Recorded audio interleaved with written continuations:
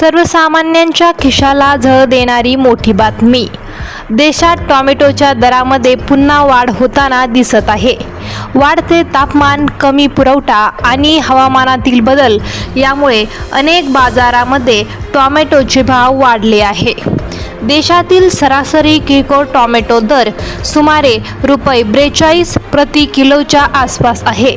महागाई वाढण्यामागे टोमॅटो आणि इतर भाज्यांच्या वाढत्या किंमती हे एक प्रमुख कारण असल्याचे अर्थतज्ज्ञांनी म्हटले आहे.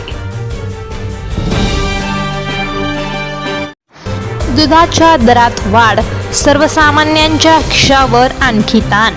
प्रत्येक घराची संबंधित मोठी बातमी. वाढत्या पशुखाद्य, वाहतूक आणि उत्पादन खर्चामुळे अनेक भागांमध्ये दुधाच्या दरात प्रति लिटर 2 ते 4 रुपयांपर्यंत वाढ झाली आहे.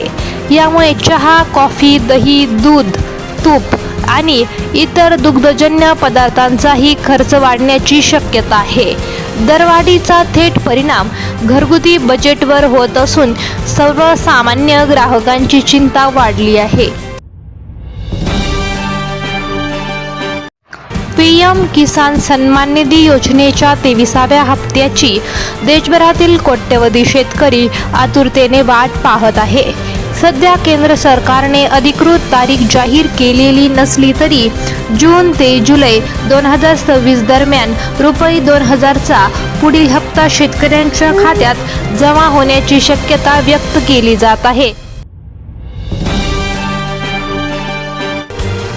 खरीप हंगामाच्या तोंडावर शेतकऱ्यांसमोर मोठं संकट उभं राहिलं आहे. मातीत पुरेसा ओलावा निर्माण झाला असला तरी बाजारात युरिया, DAP खत आणि महत्त्वाची बियाणं उपलब्ध नसल्याची तक्रार शेतकऱ्यांकडून होत आहे. अनेक ठिकाणी शेतकरी खत आणि बियाण्यांसाठी दुकानाबाहेर फेऱ्या मारत आहे. पेरणीचा हंगाम जवळ येत असताना आवश्यक साहित्य मिळत नसल्याने शेतकऱ्यांची चिंता वाढली आहे.